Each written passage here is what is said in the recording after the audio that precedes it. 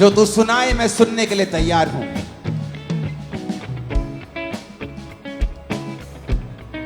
प्रभु यीशु मसीह के सामर्थी नाम में हम मांगते हैं,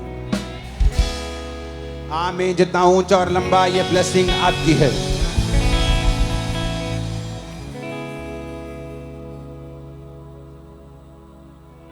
मेरा विश्वास है कि जो वचन मैं आपको देने वाला हूं, अगर आप उसे फॉलो करेंगे, आपकी लाइफ की सभी प्रॉब्लम्स खत्म हो जाएंगे। हर एक शारीरिक चीज का हल आत्मिक चीजों में है, क्योंकि एक्चुअल में आप आत्मा हो। ये शरीर आपको किराए के घर के रूप में मिला है। किसी को ये 70 साल के लिए मिला है, किसी को 100 साल के लिए, किसी को 50 के लिए, तो किसी को 120 के लिए। और एंड में सब ने अपने किराए के घर को छोड़ के अपने असली घर में जाना है।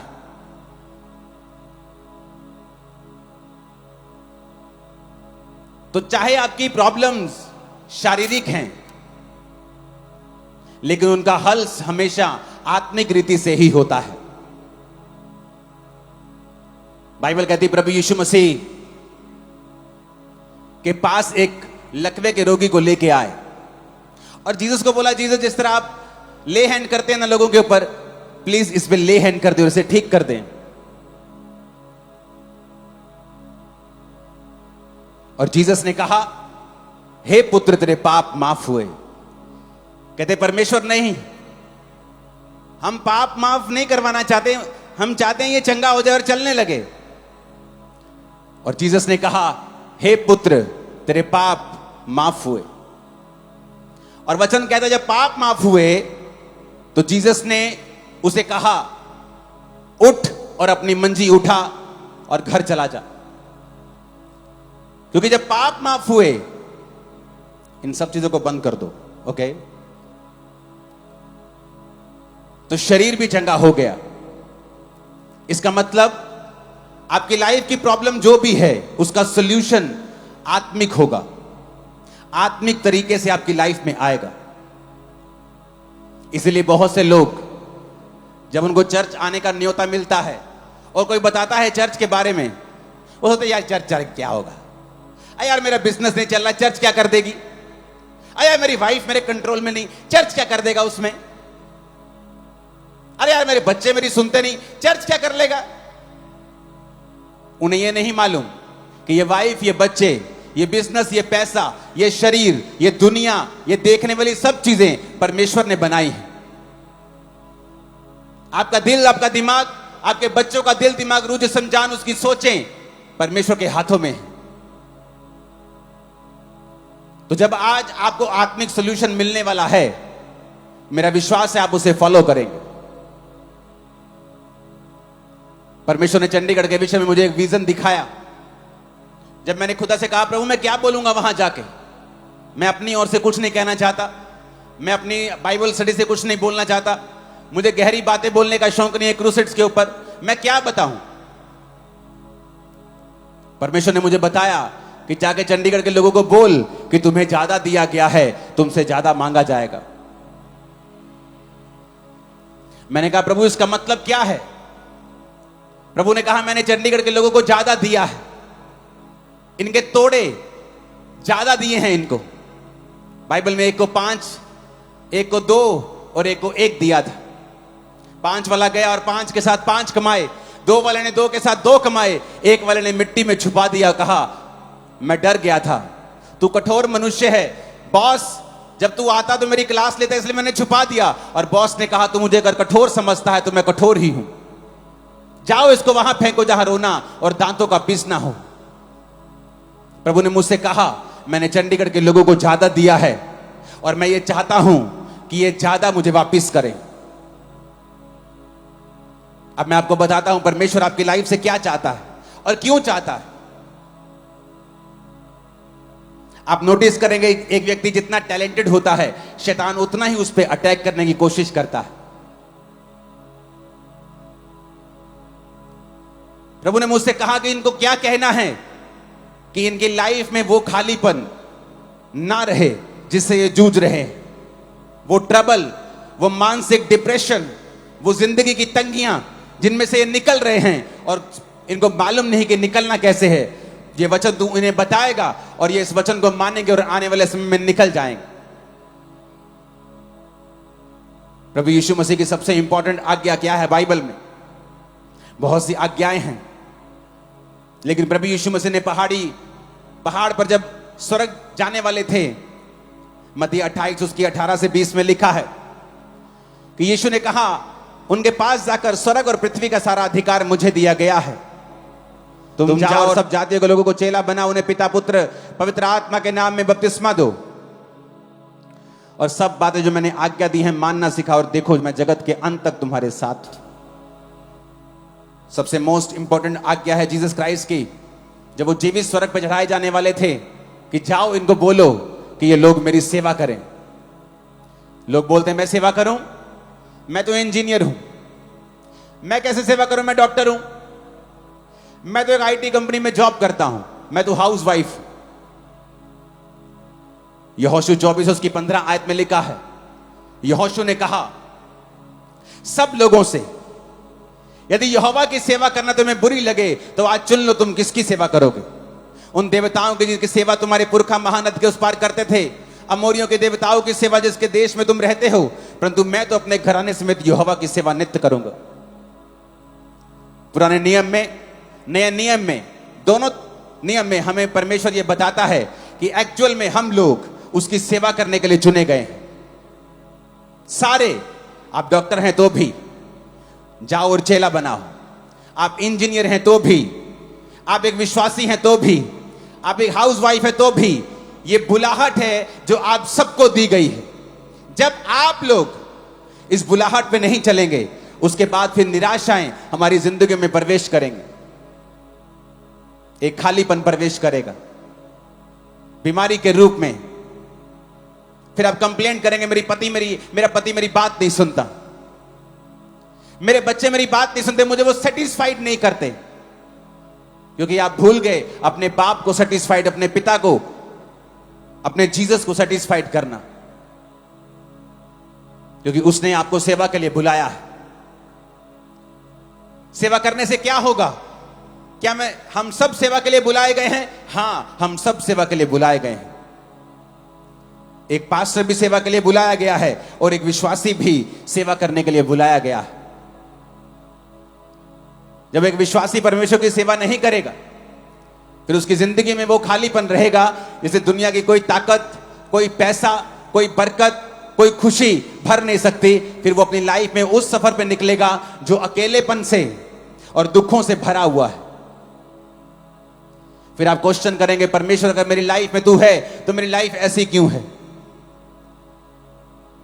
अगर मेरी लाइफ में तू है तो मेरी जिंदगी फिर ऐसी क्यों है? लगता क्यों नहीं है कि तू मेरी लाइफ में है? क्योंकि आप अपनी लाइफ की जो पहली कॉलिंग है सेवा करना, उसे आपने दूसरे, तीसरे, चौथे और लास्ट नंबर पे कर दिया है। परमेश्वर ने कहा है कि मैं सेवकों को बेस्ट दूंगा। गिनती 18 उसकी 10 से 12 आयत में लिखा हुआ है, उत्तम से उत्तम ताजा तेल, उत्तम से उत्तम नया दाखमधु, गेहूं, इसकी पहली उपज जो यहोवा को दे वह मैं तुझको देता हूं। यानी याजकों के लिए परमेश्वर बात करता था, और पुराने नियम में कोई कोई याजक कोई कोई सेवा करता था, लेकिन प्रकाशित वाक्य 1 उसकी 5 और 6 के अनुसार जब प्रभु यीशु मसीह मुर्दों में से जी उठे तो हर एक विश्वासी प्रभु के सामने एक याजक के रूप में खड़ा हो गया। अगर आज आपको पाप माफ करवाने हैं तो आपको याजक के पास या मेरे पास आने की जरूरत नहीं है। आप डायरेक्ट घर से प्रार्थना कर सकते हैं, प्रभु मुझे माफ कर, तो परमेश्वर आपको माफ करेगा। मेरा रोल है परमेश्वर का वचन आपको बताना, मसीह में आपकी उन्नति करवाना और आपको परमेश्वर के करीब रखना और आपको सब बातें सच सच और सही सही बताना। तो परमेश्वर ने कहा, मैं जब एक सेवक को देखता हूं जो मेरी सेवा करता है, पुराने नियम में थोड़े होते थे याजक, पर नए नियम में जब परमेश्वर आपको देखता है वो एक याजक के रूप में देखता है। तो जब आपको वो देखता है याजक के रूप में, वो ये भी देखता है कि मैं अपने बेटे को, अपनी बेटी को बेस्ट दूंगा। हर चीज बेस्ट दूंगा, इसकी लाइफ में हर चीज को मैं बेस्ट तरीके के साथ करूंगा, क्योंकि ये मेरी सेवा करने वाला है।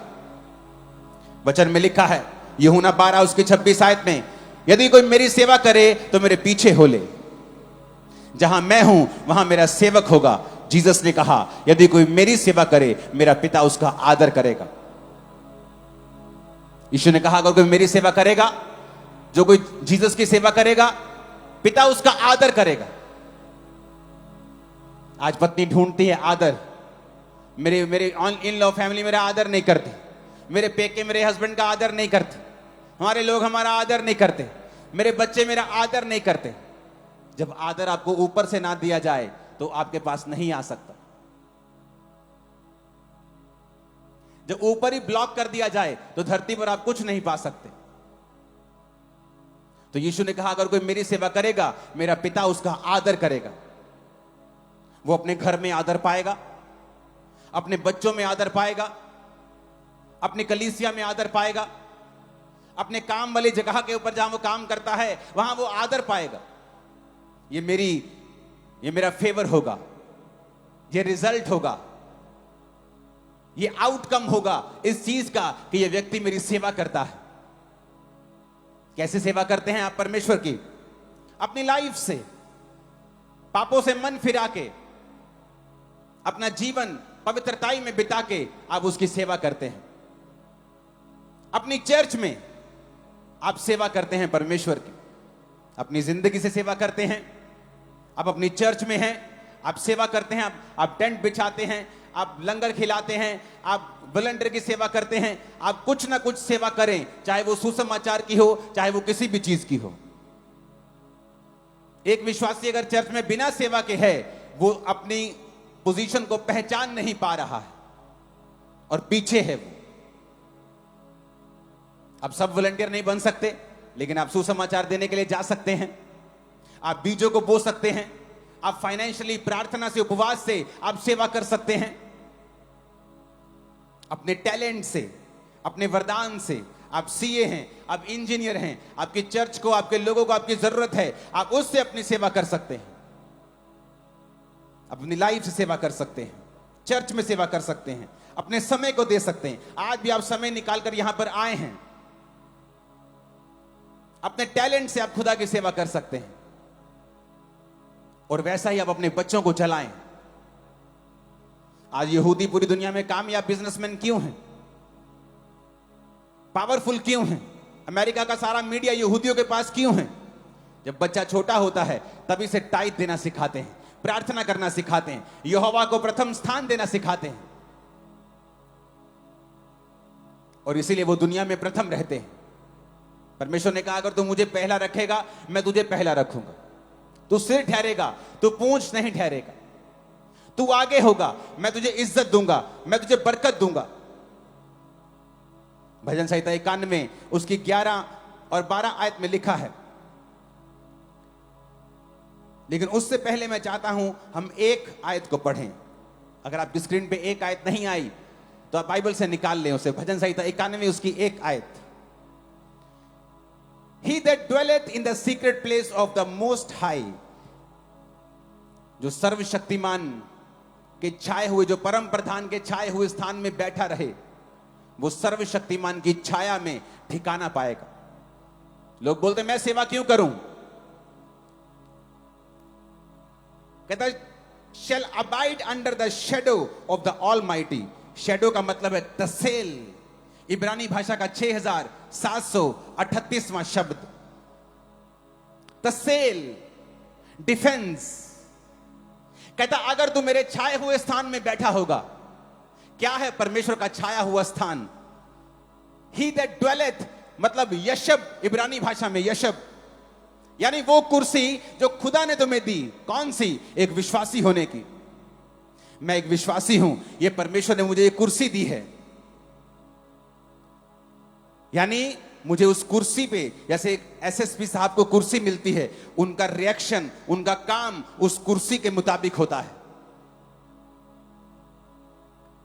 तो लिखा ही दैट ड्वेलेथ, इब्रानी भाषा का 3427वां शब्द यशब।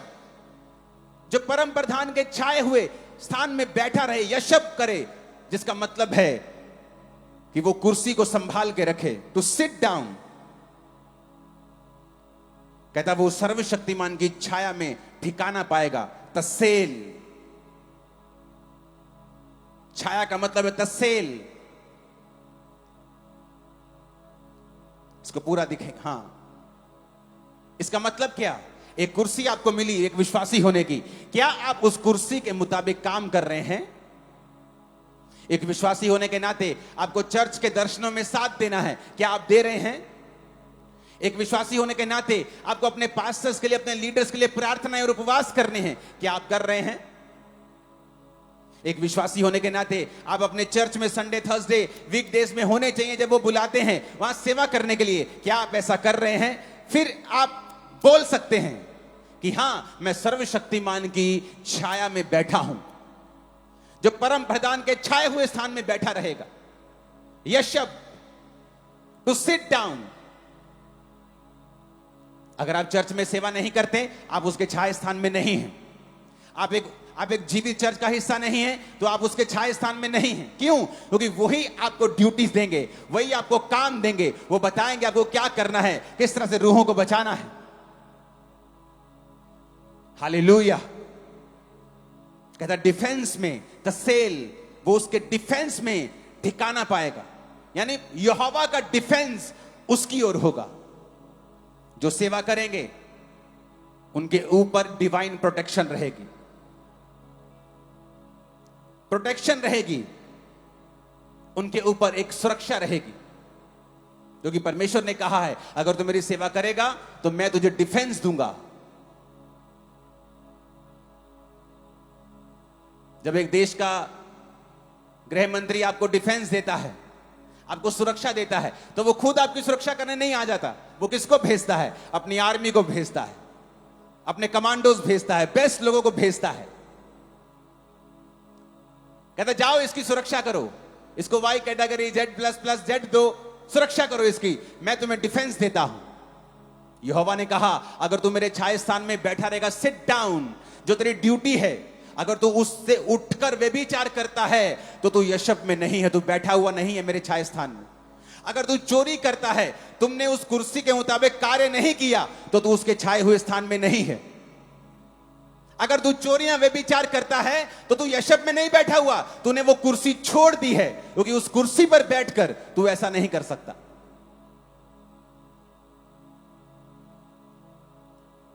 एक ऑफिसर संविधान के साथ बंधा हुआ, जब वो कुर्सी पे बैठा है, संविधान से बंधा हुआ है। परमेश्वर ने कहा, अगर तू उस कुर्सी पे, विश्वासी की कुर्सी पे बैठा है, तो तुझे एक्शन करना होगा उस कुर्सी की वैल्यू के मुताबिक। तू गुंडागर्दी नहीं कर सकता, तू मार कुटाई नहीं कर सकता, तू अन्य सारी जगहों के ऊपर तू नहीं घूम सकता। तो तुझे कुर्सी दी गई है। क्यों? कहता जो छाए स्थान में बैठा रहेगा, यहोवा अपना डिफेंस भेजेगा।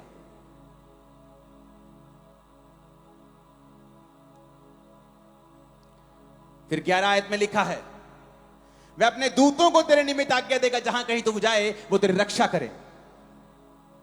ऐसा ना हो तेरे पांव पर पत्थर से ठेस लगे, वो तुझको हाथों हाथ उठा लेंगे।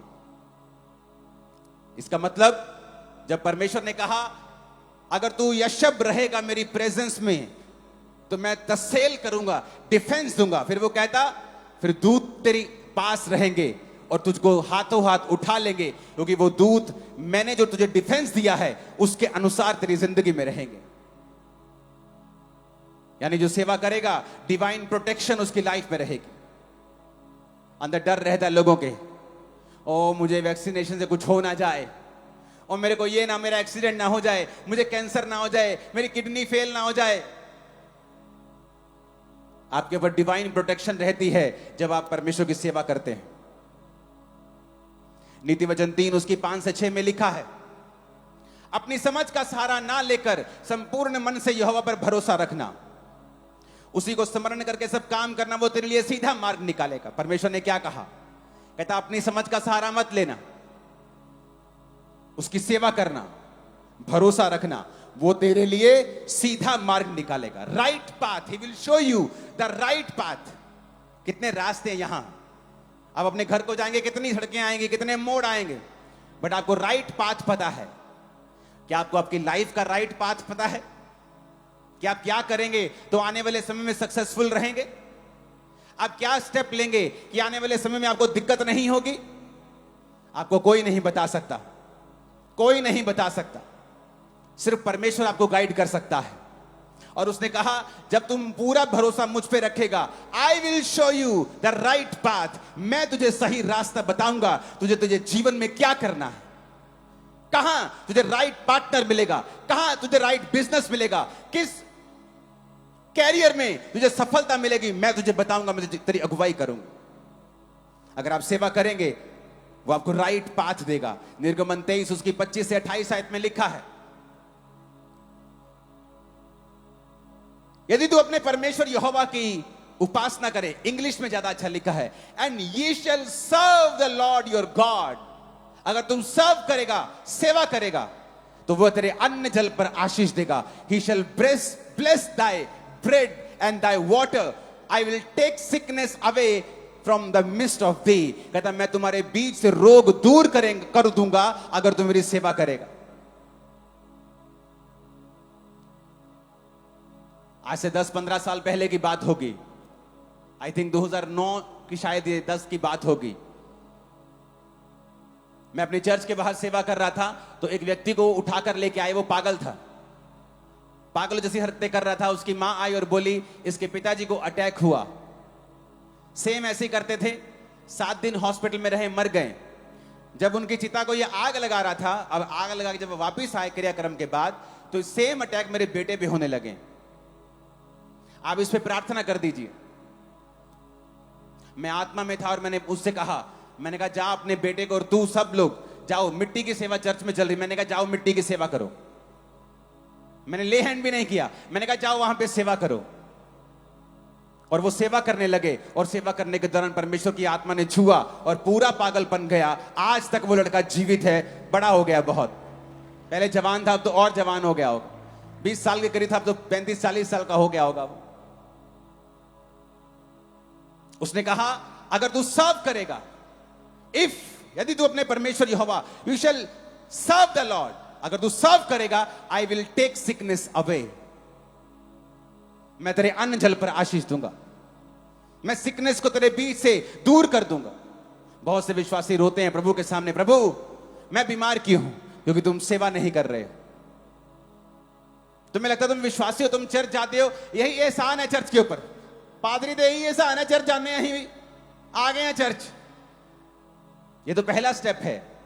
सेकंड स्टेप है उस चर्च में जाओ, फिर काम ढूंढो, प्रार्थना से, उपवास से, टाइट से, हर चीज से, टैलेंट से, काम से, सुसमाचार देने से, हर तरह से सेवा करो। मैंने अपनी लाइफ में पर्सनल एक्सपीरियंस किया है, जो लोग सेवा में होते हैं उनके काम दूसरे लोगों के मुकाबले जल्दी होते हैं, उनकी हीलिंग जल्दी होती। वो भी मुसीबत में फंसते हैं, धर्मी फंसता है लेकिन जल्दी निकल जाते हैं। जीसस ने सेवा की, ऐसी सेवा आज तक किसी ने नहीं की। जब क्रूज पे थे तो जल्दी मर गए। पिलातुस हैरान, कहता मर गए? कहता जीसस इतनी जल्दी कैसे मर गए? कहता मर गए। कहता नहीं वो चेक करके आओ। तो चेक करने के दौरान फिर उसकी पसली में नेजा मारा गया था, क्योंकि जब क्रूज पे लटकाया जाता था तो 2-2, 3-3 दिन लोग लटके रहते थे, उनकी जान निकलती नहीं थी। वो जान जल्दी निकल गई, जल्दी खत्म हो गया काम, क्योंकि वो उसकी सेवा करते थे। वो दुख जल्दी निपट गया, वो जल्दी खत्म हो गया। अपने पड़ोसी को जोर से बोलो सेवा कर। आमीन। आगे पढ़ेंगे इस आयत को। तेरे देश में ना किसी का गर्भ गिरेगा, ना कोई बांझ होगी, और तेरी आयु में पूरी करूंगा। जिन लोगों के बीच में तू जाएगा उन सबों के मन में मैं अपना भय संवाद दूंगा, उनको व्याकुल कर दूंगा, तेरे शत्रुओं की पीठ तुझे दिखाऊंगा। फिर से दोबारा पढ़ेंगे आयत को 26 को। तेरे देश पे कहता गर्भ नहीं गिरेगा, तुझे गर्भ का फल मैं दूंगा। तुझे वंश दूंगा, तेरी आयु पूरी करूंगा। भजन संहिता 91:16 में भी लिखा है, मैं तुझे उद्धार दिखाऊंगा और तुझे दीर्घ आयु से तृप्त करूंगा। किसके लिए? सबके लिए नहीं है ये।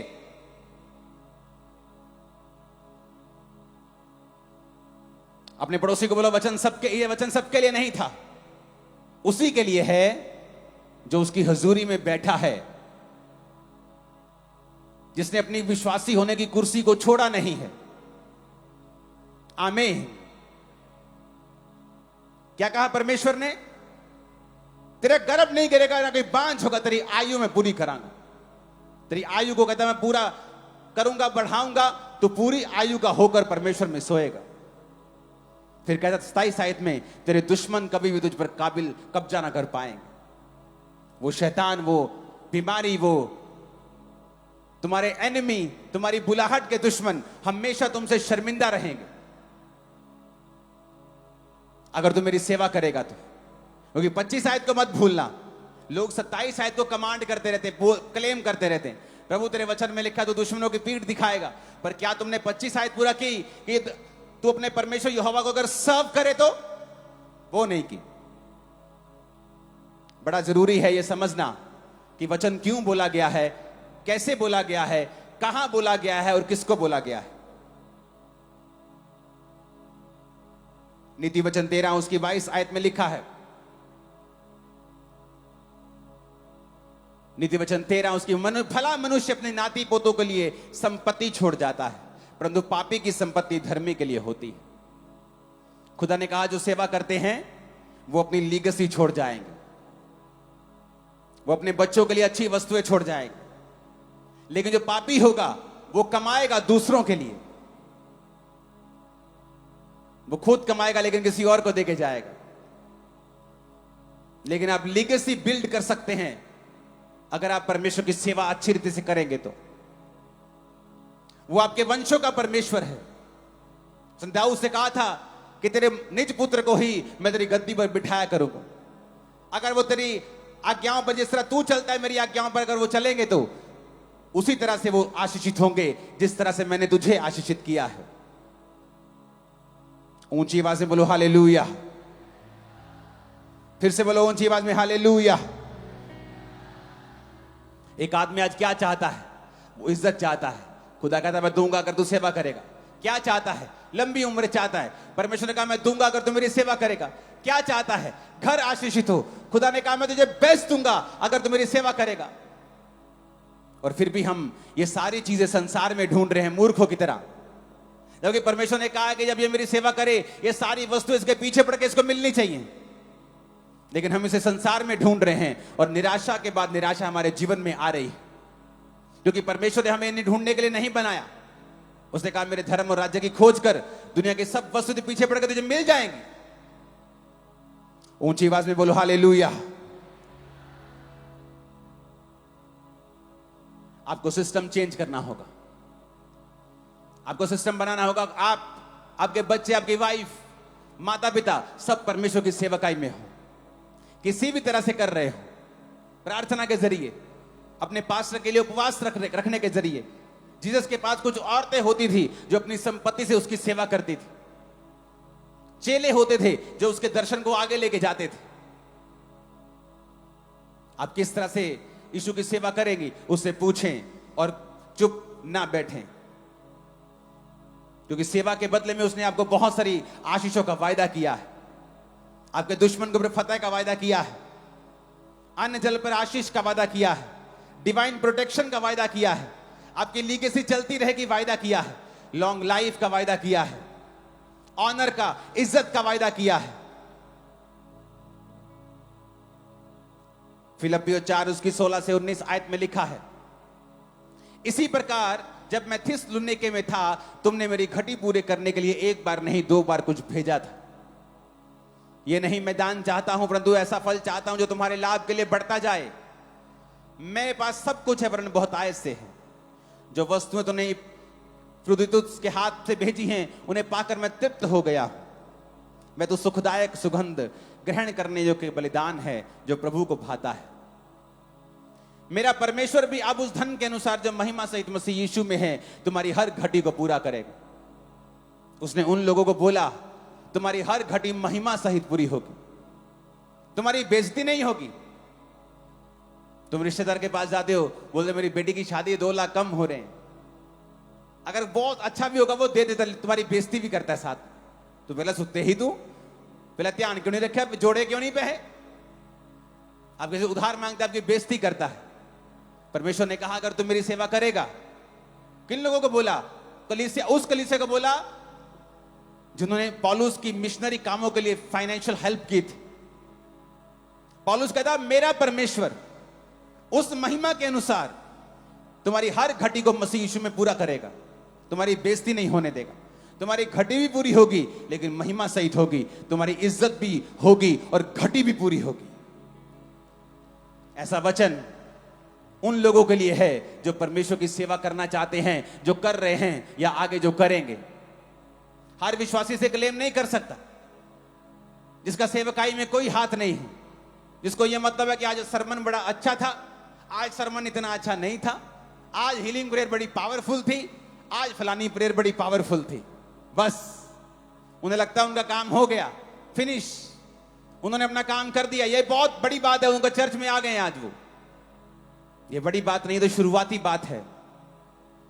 आप सेवा के लिए पैदा हुए हैं, सेवा के लिए सृजे गए हैं, सेवा ही आपका एकमात्र काम है।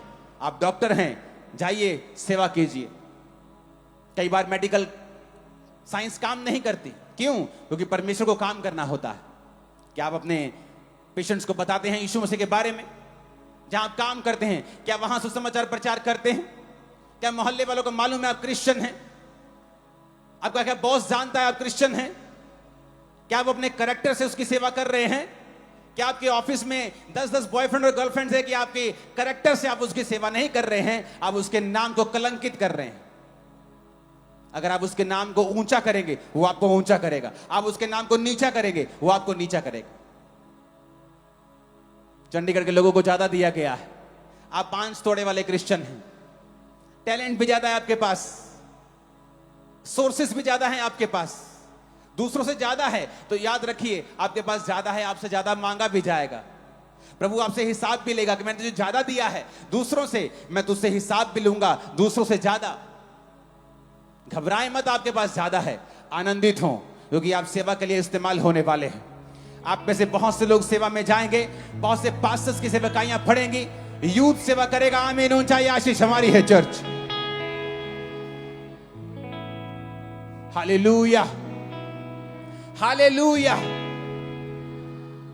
इतने वायदे वो करता है आप लोगों के साथ, लंबी उम्र का वायदा, बच्चे देने का वायदा, साल्वेशन को देने का वायदा, सेटिस्फाइड कंटेंटमेंट आपकी लाइफ में होगी, संतुष्टि होगी, ये वायदा जो बड़े बड़े लोगों के पास ये नहीं है। वो ढूंढने की कोशिश करते हैं लेकिन नहीं मिलती।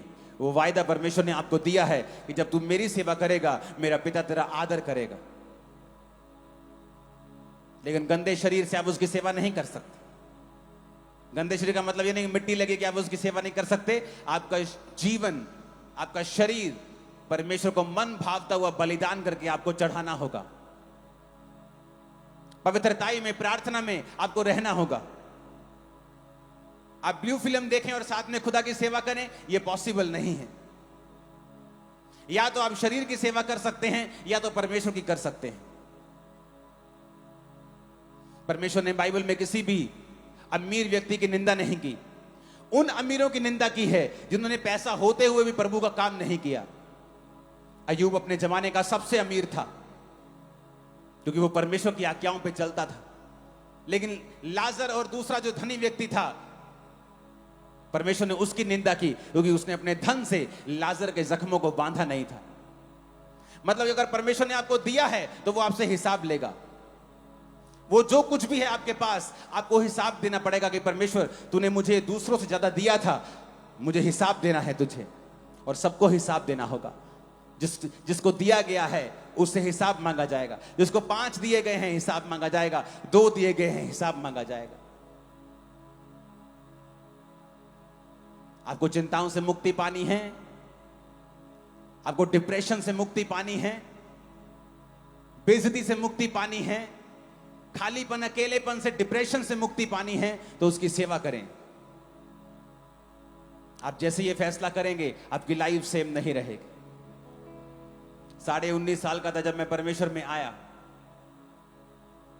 रोज बैटिंग करने जाता था,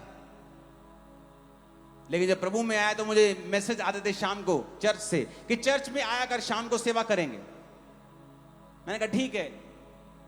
शाम को 5 बजे सेवा पे जाना शुरू कर दिया। मसीह में आने के लोग सालों बाद सेवा शुरू करते हैं, मेरी सेवा 2-2.5 महीने में शुरू हो गई थी। 1.5 महीने में मैंने बैप्टिज्म ले लिया था। 2-2.5 महीने में मैंने सेवा करनी स्टार्ट कर दी थी। अपने पास्टर को लेके जाना, लोगों को यीशु मसीह के बारे में बताना, जितना मालूम था उतना बताता था। मेरे विश्वास में मैं कोई अलग, आपको मालूम है, कोई अलग आदमी नहीं, कोई स्वर्ग से उतरा हुआ नहीं हूं, लेकिन मेरी आशीषें दूसरों से ज्यादा हैं। क्यों? क्योंकि मैंने खुदा की सेवा की है, बस यही कारण है। आज के बाद आपकी आशीषें दूसरों से ज्यादा होंगी। मैं आपको सेवा करने के लिए समर्पित करता हूं परमेश्वर के सामने।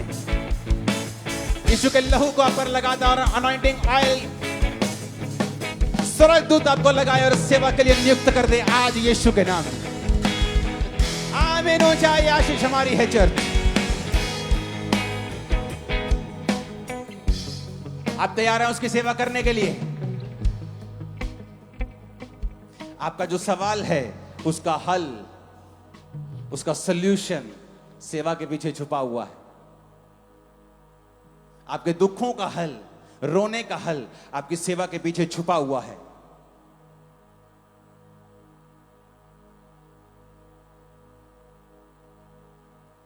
मैं चंडीगढ़ में पहले भी आ चुका हूं 7-8 साल पहले, लेकिन ऐसा मैंने कभी नहीं देखा जो मैं आज देख रहा हूं। मैंने एक्सपेक्ट नहीं किया यहां भी किलोमीटर्स में लोग होंगे, ऐसा एक्सपेक्ट नहीं किया था। लेकिन इस मीटिंग में आने से पहले मुझे मालूम था कि शैतान बहुत गुस्से में है, क्योंकि उसको मालूम था ये वचन जो मैं देने जा रहा हूं, आप में से सब लोग खुदा की सेवा में चले जाएंगे। सब लोग रोज सुसमाचार को सुनाएंगे, अपने टैलेंट से, अपने गिफ्ट से खुदा की सेवा करेंगे।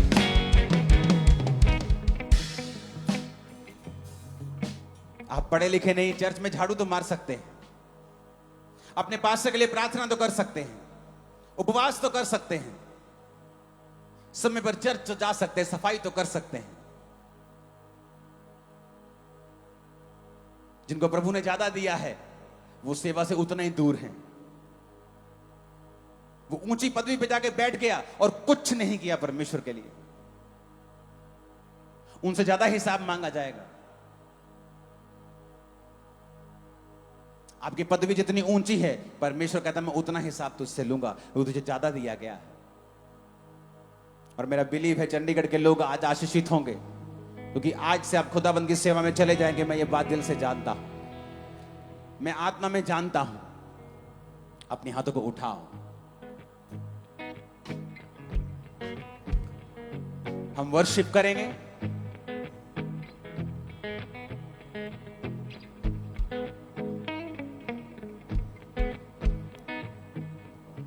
अपने हाथों को उठाकर सब लोग खड़े हो जाओ।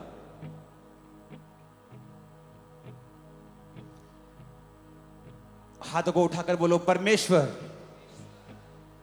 आज से मैं और मेरा घराना तेरी सेवा करेंगे, तुझे आदर देंगे, अपने जीवन से, अपने पैसों से, अपने टैलेंट से। मैं और मेरा परिवार हम तेरी सेवा करेंगे। अपने हाथों को उठाओ। इस वर्शिप के दौरान जब आप वर्शिप कर रहे होंगे, परमेश्वर का आत्मा आपको छूकर हील करेगा। जितने बीमार हैं मेरी बात को ध्यान से सुन लें, खासकर जो बहरे हैं, अंधे हैं। जीसस ने कहा है, तू मुझे पुकार और मैं तुझे उत्तर दूंगा। एक कान से बहरे अपने कानों पे हाथ रखेंगे, दोनों कानों से बहरे हैं पूरी तरह, तो आपका पड़ोसी या आपका घर वाला आपको इशारे से समझाए